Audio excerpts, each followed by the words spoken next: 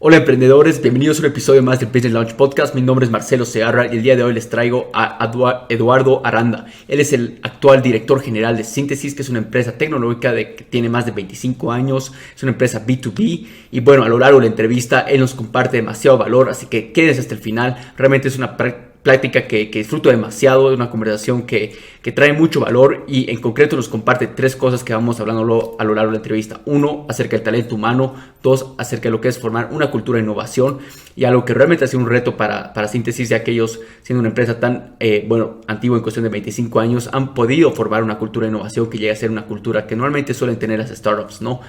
Y tres, llega a ser en cuestión de la brecha que existe en el comercio electrónico, o sea, el e-commerce y también fintech.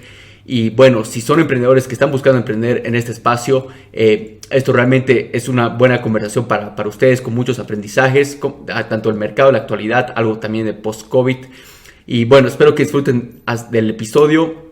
No olviden dejarnos saber qué piensan en los comentarios, suscribirse a este canal de podcast y bueno, espero que disfruten de este episodio.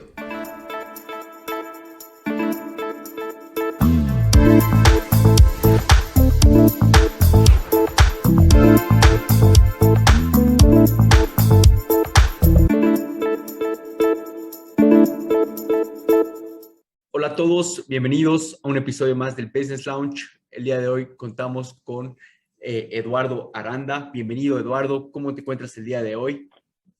Hola Marcelo, un gusto saludarte, un gusto saludar a todos en la audiencia. Muy bien, muchas gracias.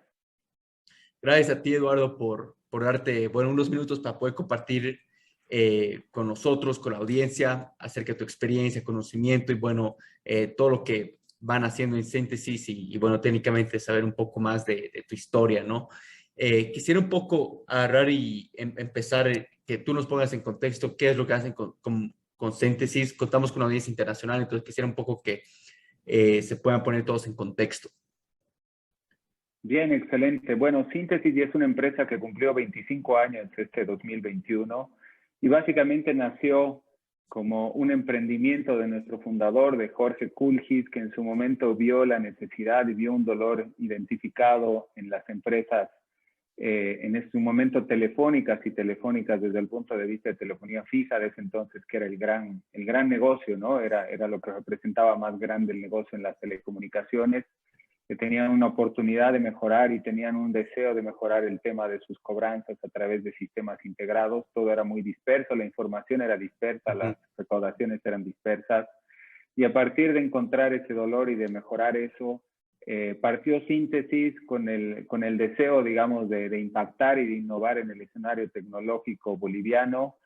Y bueno, gracias a Dios y a la confianza de nuestros clientes, como te comentaba Marcelo, estamos cumpliendo 25 años este 2021 con la expectativa de seguir creciendo más con un escenario tecnológico y de innovación que es cada vez más interesante, ¿no? Entonces, Síntesis es básicamente una empresa tecnológica que facilita el acceso a tecnología, que trabaja con grandes clientes. Somos esencialmente una empresa del negocio B2B, trabajamos con grandes empresas, con clientes que han confiado en nosotros para facilitar sus procesos de cobranza y de pagos a través de múltiples canales y sobre todo en este contexto post pandemia o de pandemia, si queremos verlo, sobre todo enfocado también en canales digitales, ¿no? Perfecto, buenísimo. Me gustaría volver un rato más en cuestión de esa parte, los medios, medios de pago en cuestión de post pandemia, pero quisiera un poco entender un poco tu historia, ¿no? Desde cuándo nació toda esta pasión hacia el lado de tecnología e innovación. Fuiste a estudiar en la Tec de Monterrey, si no estoy mal. Entonces, quisiera un poco que nos expliques un poco toda esa trayectoria que tuviste para llegar igual luego al puesto que estás ahora, ¿no? Sí, bueno, yo básicamente hice la carrera en la licenciatura en marketing en México, pero tenía en su momento como compañeros de cuarto y como grandes amigos a ingenieros, ¿no? Y siempre era muy curioso sobre las cosas que hacían. Creo que ahí despertó mucho mi curiosidad sobre la tecnología, también viniendo de mi papá, que pese a ser médico, digamos, le encantaban tener estos gadgets que en su momento habían, que ahora obviamente se han desarrollado mucho más, y a partir de eso creo que fue naciendo esta pasión, ¿no?, por la tecnología. y creciendo cada vez más también profesionalmente, veía de que realmente la tecnología es un facilitador de hacer cosas que tal vez en otros entornos y en otros contextos años atrás era muy restrictivo, ¿no? O tal vez se necesitaba muchísimo capital, el conocimiento no era tan accesible como ahora que tenemos estas vías de conocimiento como el Internet, que básicamente podemos saber y conocer y aprender básicamente de lo que sea, ¿no? Entonces, la tecnología nos ha facilitado tanto el acceso a la información, la tecnología creo que es un gran catalizador también del desarrollo humano, y creo que esa curiosidad viene partiendo de eso, ¿no? De conocer más cómo ha sido, cómo ha evolucionado la tecnología realmente a pasos agigantados, y bueno, de tratar de ser parte activa haciendo eso aquí en la empresa. Creo que tenemos, digamos, un propósito muy grande que es poder facilitar la infraestructura digital a la tecnología para que millones de bolivianos puedan cambiar su vida, ¿no? Que esa es una de las grandes ventajas que da la tecnología, que es ampliamente escalable. O sea, tú puedes hacer algo y se puede replicar y puede impactar a millones de personas, cosas que antes tal vez no se podía hacer si no tenías acceso a grandes capitales o a gran infraestructura, ¿no?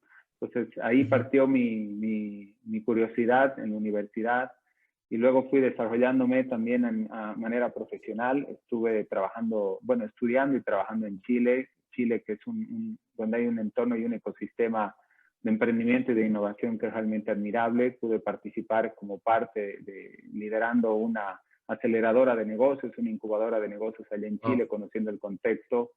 Y eso la verdad me dio también mucho más impulso, ¿no? Para poder facilitar y apoyar el emprendimiento y el desarrollo de la innovación aquí en Bolivia, donde también tenemos un gran talento, tenemos muchos ingenieros y muchos licenciados que tienen una gran pasión por desarrollar, y creo que estamos viendo ya los primeros frutos acá. El ecosistema de startups, el ecosistema de desarrollo de innovación se está moviendo, y creo que esto va para arriba, Marcelo, así que también, bueno, seguramente es un incentivo para los jóvenes, para todos, en poder desarrollar este tipo de negocios donde cada vez hay menos barreras de acceso, donde el talento realmente es natural, y si una persona tiene el talento que se necesita, básicamente ya no hay barreras, ¿no? Claro, totalmente, totalmente de acuerdo. ¿Y en qué momento tú te unes a Síntesis y te empiezas a incorporar? Mira, la historia mía con Síntesis fue bien particular porque yo conocí al fundador, a Jorge, gracias a haber estudiado también en la universidad en la que yo estuve en México. Y Ya. uno de mis compañeros de cuarto es el hijo de Jorge, y la verdad fue bastante natural en una conversación que tuvimos alguna vez allá en México cuando fue a visitar a su hijo. Ahí, bueno, nació, digamos, la idea de poder conectarnos en algún momento, y las cosas se dieron para que yo vuelva a Bolivia después de la universidad, de haber terminado los estudios. Y ahí comenzamos a conversar y me acuerdo vine a Santa Cruz. Lo interesante de esto es que Síntesis era una empresa, digamos, chica en su momento, pero que tenía grandes aspiraciones y tenía un espíritu y un mindset muy grande y de crecimiento. Y eso hace que de alguna manera mi historia se haya podido cruzar y se haya podido conectar con Síntesis. Yo partí básicamente haciendo una especie de pasantía, luego hice una consultoría, y bueno, las cosas se han dado de manera, digamos, positiva para que ahora pueda estar al frente de la empresa, teniendo obviamente la confianza del directorio y teniendo la gran responsabilidad de llevar a un siguiente nivel a la empresa, ¿no? En un contexto que, como te decía Marcelo, es de muchos desafíos, pero también es de grandes oportunidades. Totalmente. Y acá un par de preguntas más, ¿no? Y esto es porque me da mucha curiosidad y sé, igual por el tipo de audiencia, personas que están escuchando.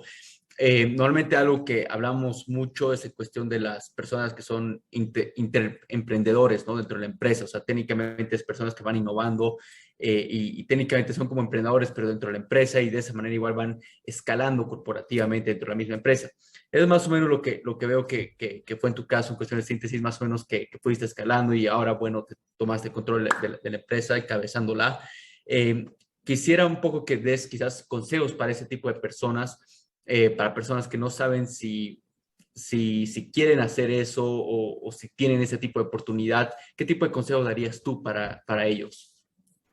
Mira, creo que ahí, Marcelo, hay grandes oportunidades para innovar también dentro de las empresas, ¿no? Todas las empresas ahora en este contexto digital, en esta economía digital, tienen la gran oportunidad de desarrollar sus habilidades también a través, digamos, de crear emprendimientos, de desarrollar empresas propias con cofundadores o con amigos o con aliados, pero también de trabajar en empresas que tienen esa apertura, ¿no?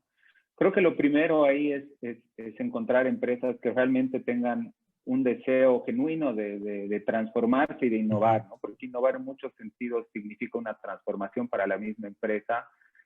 Y la transformación no es fácil porque significa dejar algunos paradigmas del pasado, ¿no? Yo tenía un jefe allá en Chile que me decía que el principal enemigo de la innovación es el éxito, porque cuando las empresas tienen éxito, por lo general tienden a pensar que ya no necesitan transformarse o no necesitan retarse o desafiarse a sí mismos. Entonces, si tenemos a los jóvenes que tienen ese espíritu de desafiar, de transformar, creo que con un buen terreno dentro de las empresas, teniendo a la cabeza sobre todo convencida de que necesita este tipo de talento, creo que puede ser básicamente un ganar-ganar, ¿no? Entre empresas que quieren desarrollar su modelo de negocio hacia un siguiente nivel, tal vez en una economía digital, y también emprendedores que quieren desarrollar sus capacidades, su ímpetu, su esfuerzo y su talento desarrollando nuevas cosas, ¿no? Nuevos productos, nuevos proyectos, desafiando también en muchos casos el status quo y desafiando esos paradigmas que todas las empresas tenemos, ¿no? No solamente de algunas, donde creemos que porque hemos hecho algo que nos ha resultado bastante exitoso, nos ha dado mucho ingreso, mucha rentabilidad por muchos años, eso tal vez no se debe de cambiar. Entonces necesita esa energía, ¿no? Que sobre todo tiene que ver mucho con el carácter y el espíritu de un emprendedor, que ya sea para su empresa propia o para un desafío interno dentro de una empresa, tiene que tener esa energía, tiene que tener esa constancia también, ¿no? Sí, totalmente. Y la verdad que me agrada lo que dijiste, ¿no? Que ves, bueno, el éxito puede ser el peor enemigo en este caso, porque realmente todos tenemos la capacidad de crear si es que nosotros mismos nos proponemos, ¿no? Ya seamos el fundador como tal o simplemente trabajando dentro de una empresa, tenemos esa capacidad para crear y poder, bueno, crear grandes cosas dentro de esa misma empresa. Quisiera un poco preguntarte cómo fue desde ese lado de tú tomando, bueno, técnicamente el bastón cuando te lo pasan.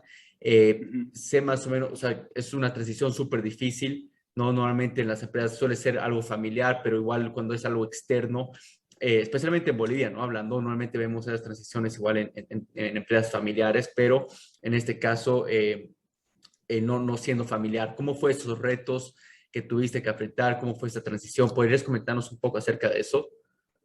Sí, sí, claro. Mira, ahí creo que primero hubo una definición de parte del fundador de la empresa de poder desarrollar lo que se llama, ¿no? Una sucesión que permite extender la empresa por muchos años hacia adelante.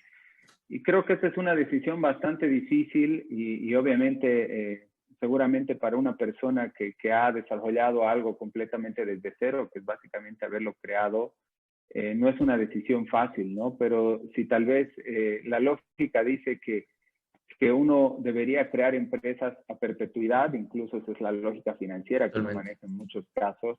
Entonces, eso quiere decir que uno tiene que tener tal vez la responsabilidad de poder mirar hacia adelante y mirar en el futuro de la empresa, ¿no? En el caso de Síntesis, no es una empresa familiar. Creo que los desafíos de las empresas familiares son, digamos, bastante importantes porque hay un entorno de personas que seguramente tienen intereses y deseos de llevar a las empresas hacia uno u otro lugar, pero en este caso nos ha tocado de manera muy madura y creo que de manera muy consciente ver de que teníamos que desarrollar el futuro y los siguientes años, así como también seguramente a mí en algún tiempo más me va a tocar buscar a otra persona que pueda desarrollar una síntesis de otros años más hacia adelante, ¿no? Creo que es lo que tiene que ocurrir y eso también muestra el grado de madurez que tenemos que tener como empresas. Hay que desarrollarlas de manera, digamos, empresarial.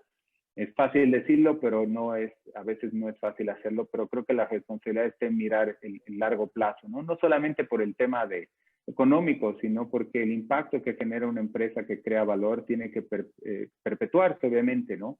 Y creo que el orgullo de todos de poder ver que tenemos clientes que utilizan nuestro servicio, que al mismo tiempo impactamos en la vida de muchas personas, es lo que tiene que buscarse mantener, ¿no? Sobre todo mantener, desarrollar y crecer. Totalmente, totalmente. Y bueno, hablando un poco de esta parte en cuestión, lo que mencionas, me parece súper crucial, ¿no? Y quiero que la audiencia igual pueda resaltar el tema de poder desarrollar personas, bueno, desarrollar la empresa que desarrolle personas técnicamente, ¿no? O sea, desarrollar el talento que por ende vayan las personas subiendo y creciendo dentro de la misma empresa y se siga, bueno, creciendo la empresa como tal. Quisiera un poco que nos comentes acerca del tipo de cultura que ustedes establecen para que se dé este tipo de desarrollo corporativo para las empresas, ¿no? O sea, el desarrollo de talento, por decirlo. Sí, mira, ese es el gran desafío, yo creo que de las empresas en general, pero es el gran desafío de las empresas tecnológicas en un Sí, contexto como el actual, porque las personas que son realmente emprendedoras, que tienen ese talento, siempre buscan desafíos nuevos, ¿no? Y al mismo tiempo las empresas tienen que responder a ese tipo de desafíos, pero también de manera responsable, también de manera organizada. Entonces, lo que queremos crear es un entorno que sea desafiante, buscamos gente que tenga esa hambre de crecer, de aprender, de desarrollarse a sí misma, de superarse a sí misma.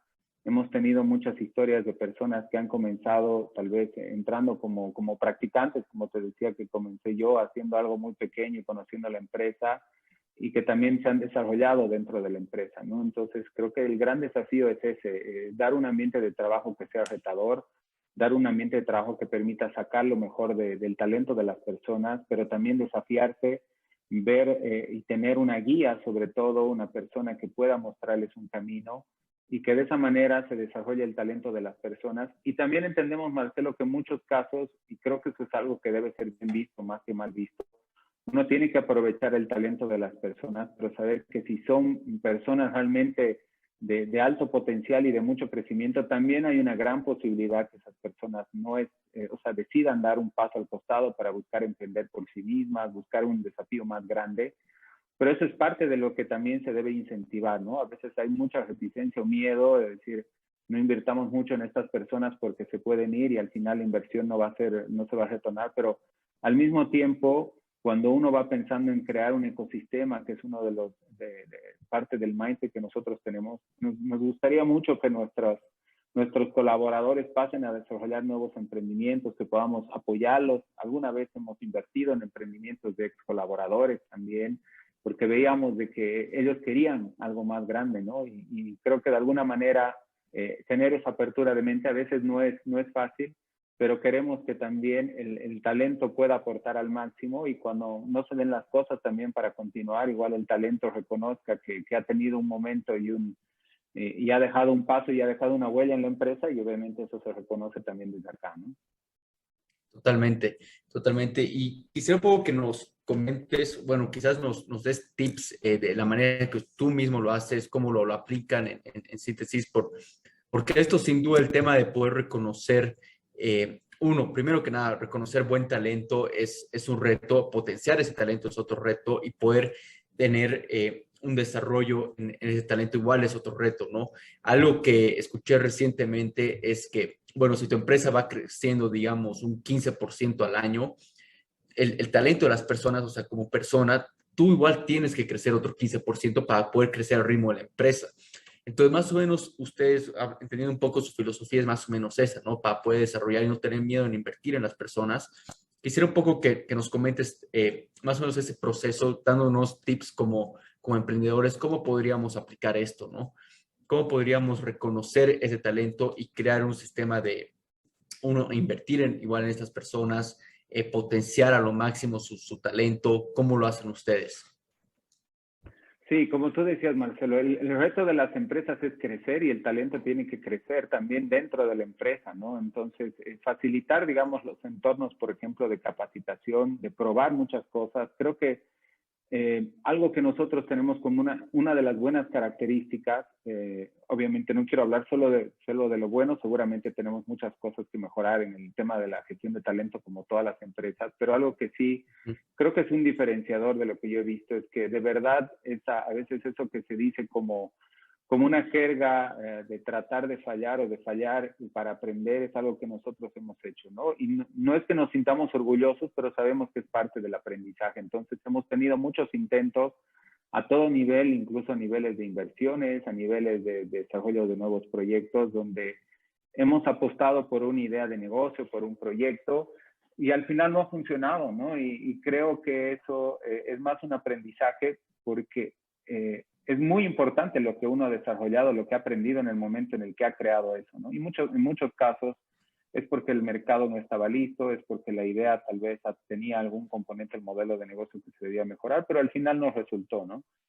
Pero seguimos adelante, damos la vuelta a la página, vemos qué hemos aprendido y seguimos adelante. Y eso en la mentalidad también de los emprendedores e intraemprendedores es muy importante porque tenemos que facilitar un ecosistema donde no se castigue el error, digamos, más bien se aprenda de eso, ¿no? A veces es muy difícil porque obviamente nadie quiere equivocarse premeditadamente. Siempre hablamos aquí en la empresa de que una cosa es equivocarse para aprender y otra cosa es ser negligente, que es básicamente fallar sabiendo que estás haciendo algo que va a resultar mal o hacer algo que sabes que va a fallar, ¿no?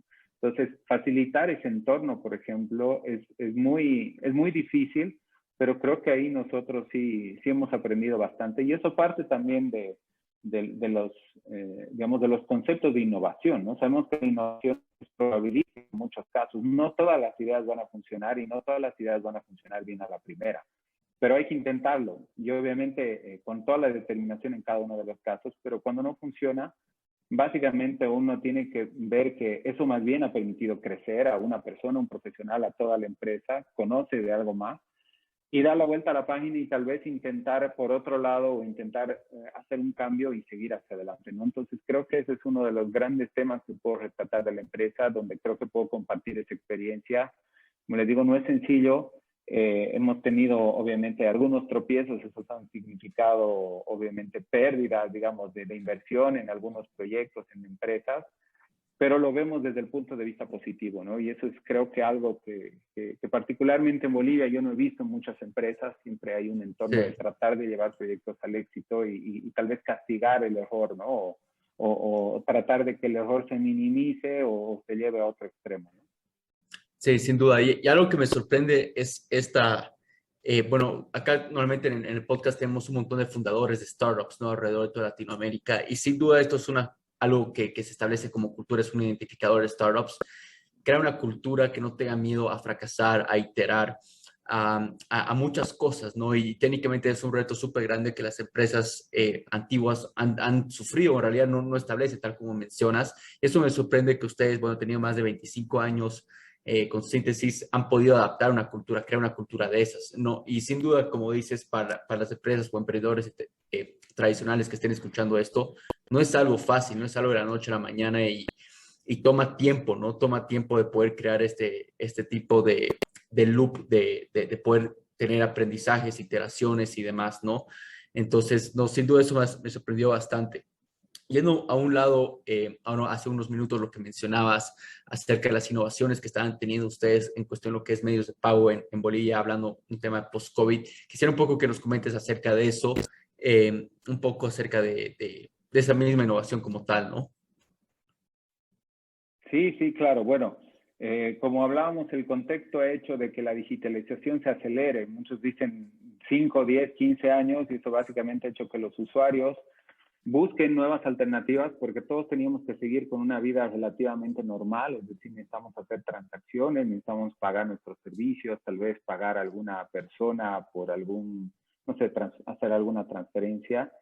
Y hemos visto cómo, por ejemplo, el e-commerce se ha ido desarrollando, se han desarrollado medios de pago digitales que ya estaban, pero que tal vez la adopción no era la que se esperaba y esto básicamente se ha acelerado, ¿no? Entonces vemos en que tal vez hemos estado, por ejemplo, retrasados en la adopción de algunos componentes digitales como el comercio electrónico, pero estoy seguro que los siguientes años son años de mucho crecimiento, de mucha madurez también en el usuario final, en el comprador, que va a buscar realmente nuevas alternativas de compra, que tal vez ya gracias a la pandemia ha podido derribar esos mitos o esos miedos que a veces hay de poder hacer transacciones no presenciales, de poder colocar una tarjeta en un portal, en una aplicación, o de animarse a comprar algo que no está bien o no está tocando físicamente en una tienda. Entonces, es increíble, ¿no? Creo que es de las pocas cosas buenas que nos ha dejado este desafío para toda la humanidad, que es el COVID, pero eso también acelera las oportunidades digitales, ¿no? En todo sentido, en temas de comercio electrónico, en temas obviamente de pasarelas de pago, en temas de aplicaciones de delivery. Por ejemplo, hemos visto cómo muchas personas no teníamos otra que pedir un delivery para comer porque ya no había más opciones y todo un ecosistema se va desarrollando. Entonces, creo que obviamente el crecimiento va a ser constante, va a ser continuo y seguramente vamos a tener más emprendimientos en todo nivel, en toda la cadena, si se quiere, el ecosistema de negocios digitales que van a ir desarrollándose por proveedores bolivianos, que básicamente va a ser el talento emprendedor enfocado en desarrollar esos problemas con un nuevo contexto, ¿no? Claro. Ahora, esta innovación que ustedes han empezado a hacer alrededor de todo lo que llega a ser medios y transacciones de pago, ¿lo empezaron a hacer, bueno, previa a la pandemia y era algo que lo tenían en mente o fue algo que lo fueron implementando durante la pandemia, post pandemia? Sí, mira, te comento, nosotros partimos con nuestra pasarela de pagos, que es Pagosnet, el 2011. Estamos cumpliendo 10 años Oh, este año ya, justamente. Y la verdad es que comenzamos porque sabíamos que el comercio electrónico iba a crecer. El proyecto estuvo 3 años antes en carpeta, si tú quieres, y decidimos desarrollarlo. Y vimos cómo cada día va creciendo, ¿no? Hemos visto también muchos emprendedores que han entrado a e-commerce y lamentablemente han salido, pero han tenido esa idea, han tenido ese ímpetu y tal vez ahora están desarrollando otra empresa o están en otro emprendimiento. Entonces, creo que ha sido una plataforma que nos ha permitido mucho apoyar este tipo de emprendedores y creemos que ahora sí va a representar un gran crecimiento para la empresa. Nos ha permitido aprender mucho. Ahora se han desarrollado mejores plataformas. Hemos desarrollado una mejor plataforma con mejores integraciones hasta medios de pago. Está mucho más tecnológico las integraciones y más seguro también el procesamiento de tarjetas de crédito, de débito, el procesamiento de QR. Tenemos billeteras móviles. Creo que tenemos un ecosistema de medios de pago ideal que faciliten el e-commerce, cosa que no había hace 10 años, como tú debes saber. Entonces, creo mm, que va a haber un crecimiento, no tanto por las pasarelas, sino por la necesidad de los usuarios, que en verdad es lo que debería mandar el mercado, ¿no? Mejores servicios, mejores productos, más accesibles, con confianza, con seguridad, y todo un ecosistema de proveedores alrededor de esa necesidad de ese usuario para poder satisfacer eso. totalmente. Y acá hablando, quisiera entender un poquito en cuestión de números, digamos, ¿qué crecimiento hubo en cuestión del mercado como tal, hablando por el COVID, ¿no? En cuestión de lo que es transacciones del comercio electrónico en Bolivia específicamente. Bueno, en nuestro caso la pasarela Pagosnet ha crecido más del 20%, diríamos desde inicios del 2019, en el forecast que nosotros teníamos para 2020, y vemos de que ese crecimiento va a ser constante, ¿no? Sabemos una curva siempre hacia arriba, la verdad. En otros casos, otros negocios, otras unidades de negocio ahí, Marcelo, tal vez ya están llegando a un punto de madurez, y el punto de madurez básicamente hace que la curva ya sea más lineal, ¿no? O sea, no hay un crecimiento, pero creo que el comercio electrónico va a crecer, creo que los pagos digitales van a crecer, también los emprendimientos digitales que hayan, aplicaciones, plataformas, todo Creciendo. eso va a crecer, ¿no? Totalmente. Y bueno, quisiera un poco que la audiencia pueda entender, y bueno, yo igual en ese sentido, lógicamente, yo que estoy bien metido en el lado de e-commerce, igual específicamente en Bolivia, hay mucha fricción, especialmente con ese tema de los pagos, por las regulaciones que hay, ya sea por temas regulatorios como la ASFI, y te hablo de miles de otros, bueno, instituciones que hay alrededor de eso. Quisiera un poco entender esas barreras que hay y qué barreras tuvieran que quitarse para poder permitir a Bolivia crecer más hacia el lado del comercio electrónico, porque creo que los números están claros, ¿no? De que hay una demanda grande, hay un problema súper grande, una necesidad por crecer en cuestión de lo que es comercio electrónico, pero simplemente hay hartas barreras en Bolivia como tal. Quisiera un poco entender eso desde tu perspectiva, cómo lo ves, y bueno, qué cambios crees que deberían ser necesarios y empleados.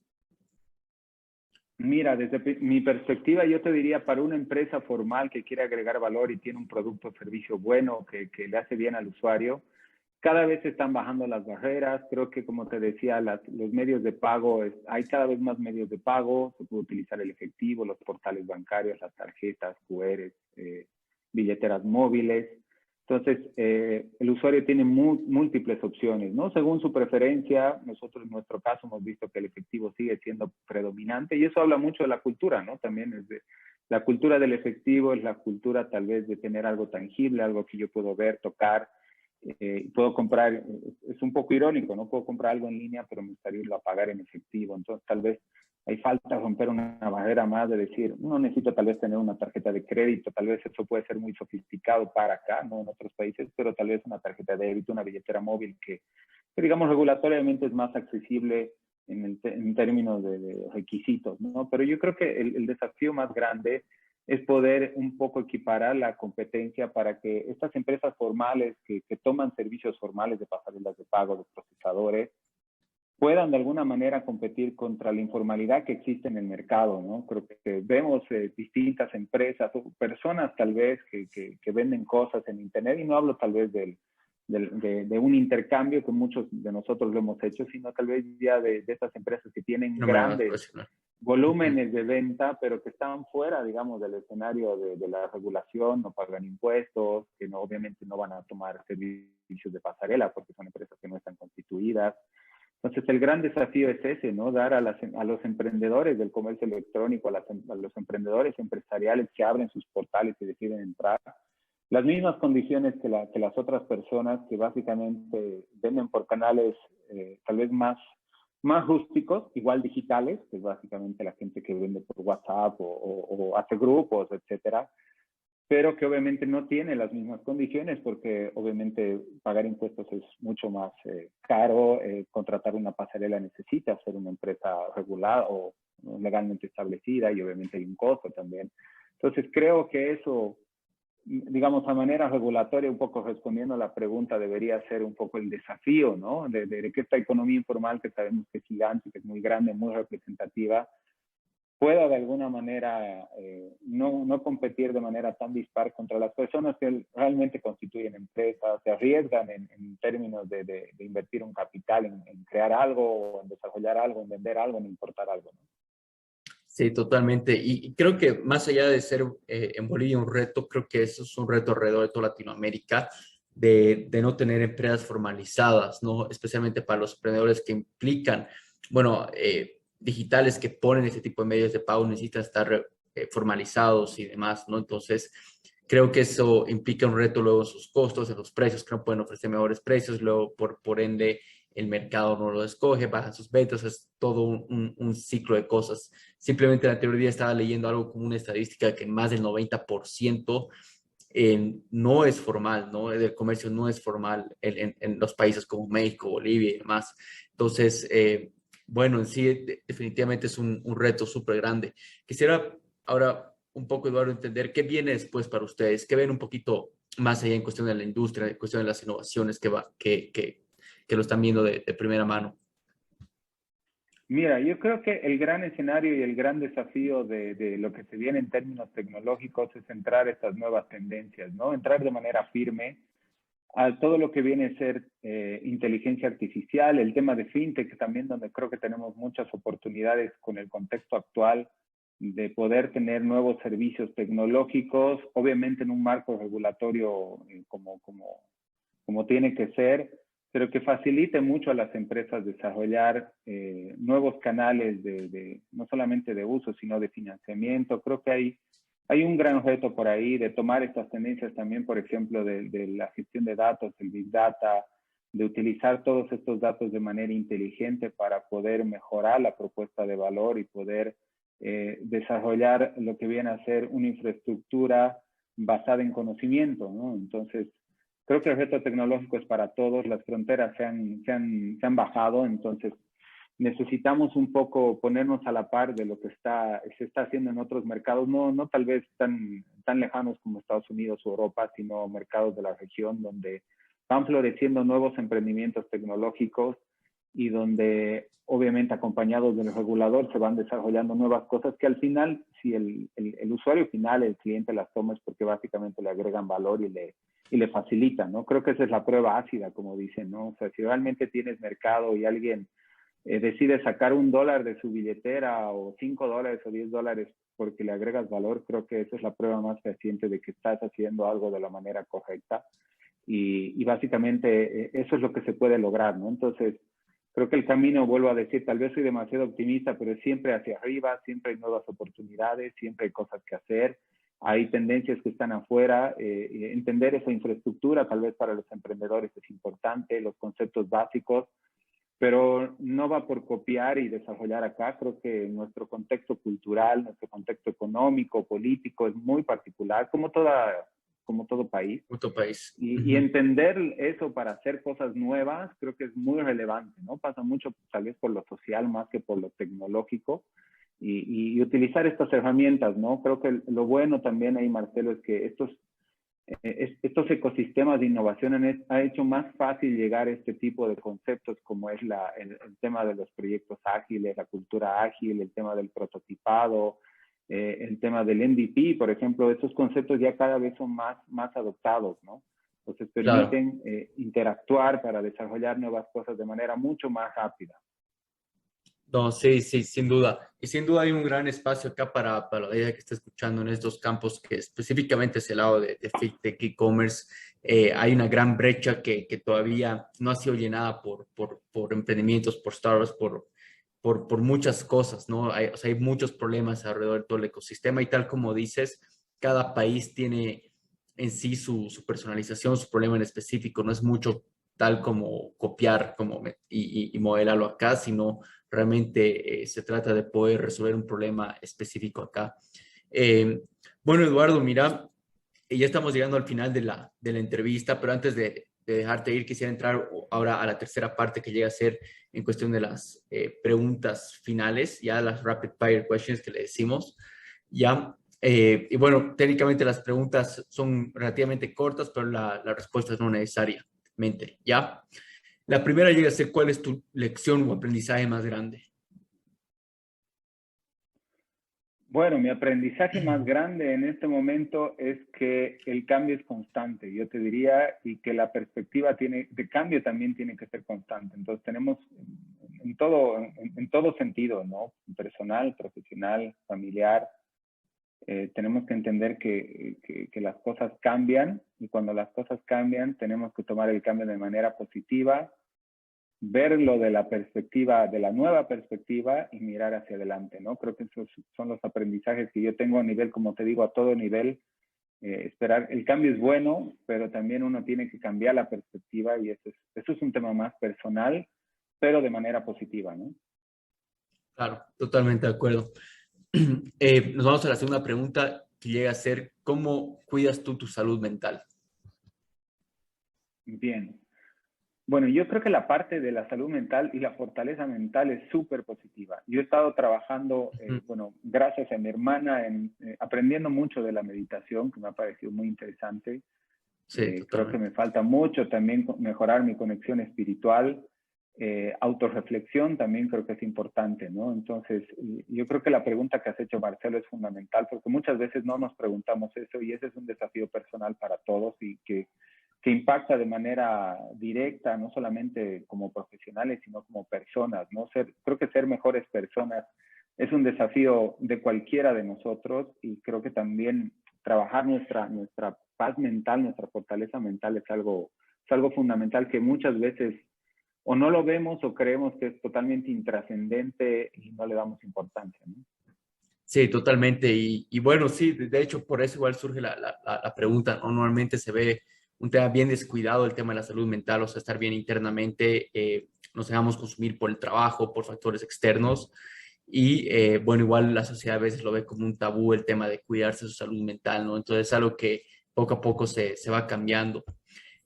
Nos vamos a la tercera pregunta que llega a ser: ¿cuál sería el consejo número uno que tú te darías a tu versión más joven? Bueno, el consejo número uno que le daría a mi versión más joven sería ser más arriesgado, la verdad, intentar más cosas. A veces ese es un consejo de viejo cuando uno mira hacia atrás y dice debería, ¿no? Yo Debería creo haber que arriesgado más. debería haber hecho Ujú. esto o esto, ¿por qué no hice el viaje o por qué no llamé o por qué no fui? Pero bueno, creo que ser más arriesgado en el buen sentido, ¿no? En el buen sentido de vivir tal vez más experiencias. Yo creo que ahí me siento muy Ujú. contento por lo que he vivido hasta ahora y todo, pero bueno, parte de esa naturaleza también de querer haber tenido cosas que tal vez, o sea, experiencias que en su momento hubieran sido, digamos, muy valiosas y que obviamente ya en el nuevo contexto a veces son difíciles de tener, ¿no? O sea, en todo sentido, ¿no? Totalmente. Totalmente. Pasándonos a la siguiente pregunta, y ese, ¿cuál fue tu mejor inversión? Y con esto me voy, o sea, curso, libro, algún tipo de vacación, estudio y demás. Bueno, yo creo mucho en el tema del tema de las vacaciones, honestamente. Creo que el poder darse un respiro, un break, el poder tomar un tiempo con la familia, con los amigos, creo que una de las cosas que a mí más me gusta, compartir con amigos. Para mí esos son momentos únicos, y no importa obviamente donde uno esté. Y yo creo mucho en esas cosas de poder compartir. Me gusta mucho estar con la gente, con la familia, con la gente que me rodea, compartir una comida, poder conversar. Entonces creo que esa es la mayor inversión de tiempo, ¿no? Como dicen ahora, el tiempo, muchas veces decían, el tiempo es oro y ahora el oro es el tiempo. Entonces, de verdad es que en estos tiempos cada inversión que hagamos de nuestro tiempo resulta tal vez más significativa que el dinero que sale de nuestros bolsillos, ¿no? Y creo que si sabemos llenarnos del Totalmente. espíritu de cosas que nos agradan, eso es invaluable. Claro, y totalmente. Y eso quiero invitar a las 10 a volverlo a escuchar, porque sin duda el tiempo es algo que nunca podemos recuperar o hacer más tiempo, ¿no? Entonces, sin duda es algo crucial. Nos vamos a la siguiente pregunta que llega a ser, ¿qué emprendedor de la TAM admiras? Bueno, particularmente yo admiro mucho a Marcelo Claure, Ujú. sobre todo por cómo desarrolla el espíritu emprendedor y el orgullo que tiene de ser boliviano, que creo que eso es algo que lo lleva en la sangre y realmente lo permea a todo nivel, o sea, no solamente para nosotros, obviamente Totalmente. más con el hecho de ser bolivarista, que también es el equipo que a mí me apasiona seguir, así que a él es a la persona que yo admiro. Claro, totalmente. Sí, no, sin duda muchos emprendedores de Bolivia lo admiran y lo ponen en alto. No solamente Bolivia, ¿no? Realmente alrededor de todo a nivel mundial. Eh, Nos vamos con la siguiente pregunta que llega a ser, ¿quién fue la persona quien más influyó en tu vida? Bien. Bueno, ahí yo te puedo decir, mi papá, básicamente mi papá me ha dado un ejemplo de vida, de muchas cosas que incluso puedo llegar a aprender estos días y ya no estoy con él, ya no lo tengo, Ujú. pero que cuando me pongo a reflexionar y me acuerdo de cómo él vivía o cómo vivía su vida o qué tipo de cosas priorizaba, creo que los aprendizajes siguen estando, ¿no? Entonces, para mí es obviamente un ejemplo a seguir como persona, como con la calidad humana, la calidad profesional con la que él ha trabajado. Y es algo que siempre tengo presente en mente, ¿no? Entonces, para mí siempre ha sido el ejemplo que yo he seguido.